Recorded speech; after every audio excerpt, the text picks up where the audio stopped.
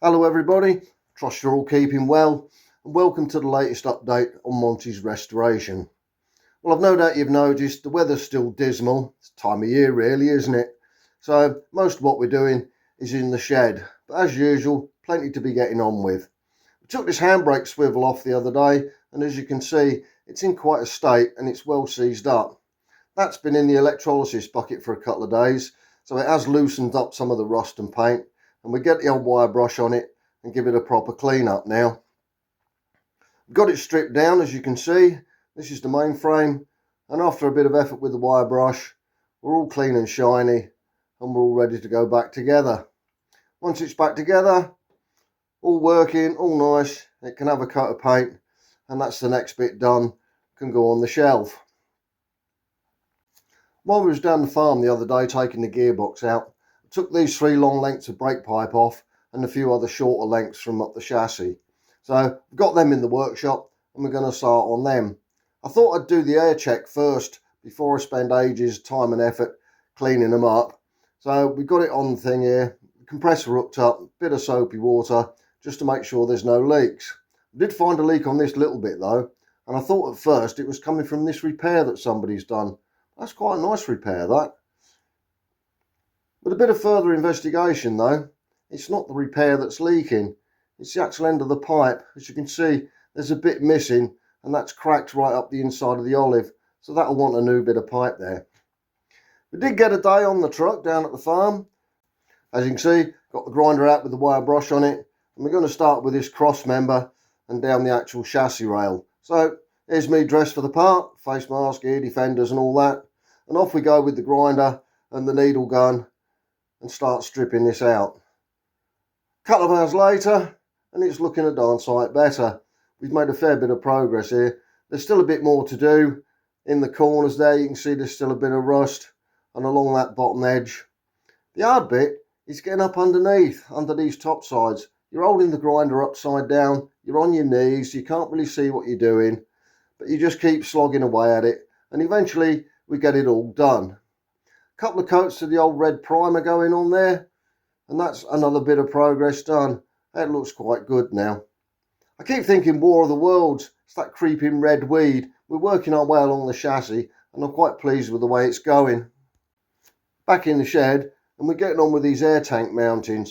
Got them all cleaned off and painted the other day. Now I've got to look at the protective strip that fits in along the sides here. Made of a stuff called balata, and it rivets on with them 2 holes. Fortunately, the stuff's still available. It's a rubberized canvas sort of stuff, and it's exactly the same as what they use for old-fashioned steam engines and things, so you can get hold of it. The downside is it's bright orange along the edges, but never mind. So measure it off, make sure we get it cut off square because it's got to look nice.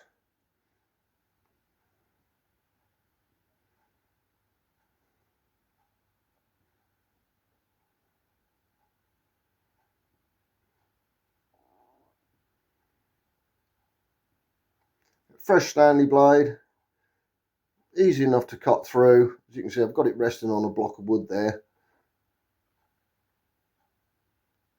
so you get a nice straight cut. Do just recheck it, make sure I've got it right. Yeah, gonna need 2 bits of that, so I might as well measure one from the other, save mucking about measuring it again. Same thing, measure it off, get it square. Yeah, done that. Right, now I need to line the rivet holes up and drill through for the rivets. So make sure you get it exactly the right place,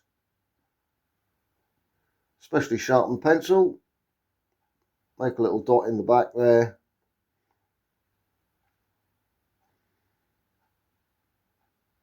And then simply drill through to get the rivet through. It doesn't take much to drill it through, but I need to make sure I get a hole right through. I just don't want to just poke the drill bit through. I've got to get a rivet through there in a minute. And I don't want to make the hole too big, so the rivet flops about. So when I do fit the rivet, that is quite tight getting it in there. And you have to wiggle it about a bit. muck about to get it through.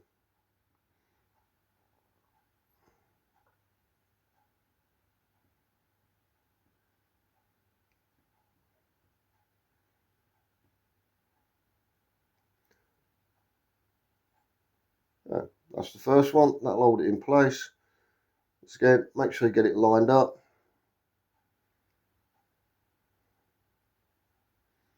All nice and square. Pencil through the back, mark the rivet hole.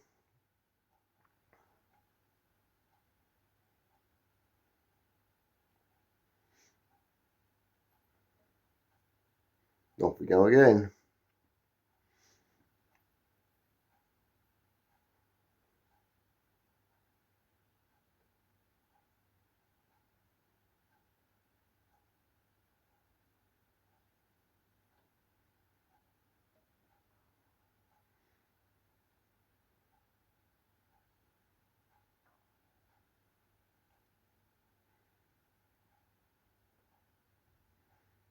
That's better. Must have got the hole better that time. That one went in a lot easier. Right, these are solid brass rivets I'm using.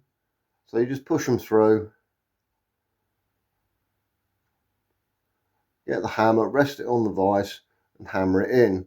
Unfortunately, a bit of camera failure here because you can't actually see what I'm doing. But you can tell I'm hitting it because the camera's bouncing up and down. Anyway, we won't have too much of that. That's both sides riveted on. And that's looking quite nice, that. Once that's painted, that'll be lovely. The actual main brackets for the tank, same thing. And I've got to drill the holes out first because you can only get metric rivets these days and they're just a fraction bigger than the original ones. So I'll run the drill bit down the hole just to widen them out so I can actually get the rivets in.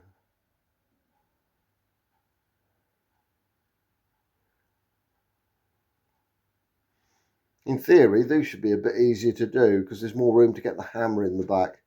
Those little grey centerpieces, it's quite difficult knocking them in. Anyway, get the strip on, line it up, make sure it's in the right place. Then you can't find what you've done with the pencil.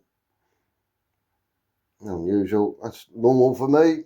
I'll put it down somewheres, see it somewheres, got it. Just check, make sure I've still got that lined up right. Oh, just speed this bit up a bit while we drill the holes and everything. You've seen that before. Right, I've got the camera in a better position this time so you can actually see what I'm doing. So balance the head of the rivet on the corner of the vise there and just simply knock the back in. I still didn't stop the camera bouncing, but at least you can tell I'm getting a good strike on the rivet. That's the first one. Turn the second one over. Oh, you can see this even better now. And just spread the top out so it holds it in. Last thing, I turn it over. I'm just going to give the head of the rivet a couple of swipes just to make sure it's not knocked right flat into that balata. I don't want the rivet digging into the tank. Just make sure it's nice and smooth. There we go, that's the first bit done.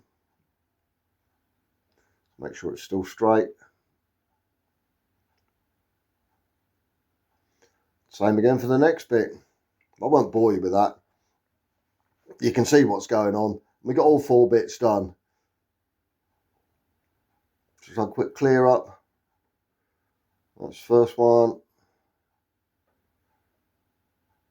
Second one. No, just get it the right way round. You've got a short bit at the top and a long bit at the bottom. There we go. All ready for a paint job. Oh, 2026 is well underway. January's been and gone, and February's charging past like some kind of high-speed train. Before you know it, the good weather will be here, and it'll be time to take Monty's mates out to a few shows. But before we do that, we've got to have a quick look round and do a few jobs on them. They don't look after themselves, you know. Just because the restoration's finished there's still maintenance to be done, and you've still got to keep up with them. You're taking them out on the road, so they've got to be safe, and we're taking them to shows and people want to see them, and they want to see them looking good. They don't want to see broken bits. If you remember, when we had the timber tractor out last October on the Sprat and Winkle run, I don't know if you've seen that video, you'll know the headlights blew going up the M20, and we were left in the dark for a few moments until I put the main beam on. So I know I've got them to repair, and I know there's going to be other bits and pieces that I'll want looking at. So dear old Monty's going to have to take a back seat for a couple of weeks while we do the bits and pieces on the other two and get them ready for shows. I'm still going to be doing a few videos though, so if you've subscribed to the channel, you'll get notified. And if you haven't subscribed, please do, and then you'll keep up to date with what's happening. Anyway, either way, we'll see you in the next video. And once again, thanks for watching. Do hope you're still enjoying them. Bye for now.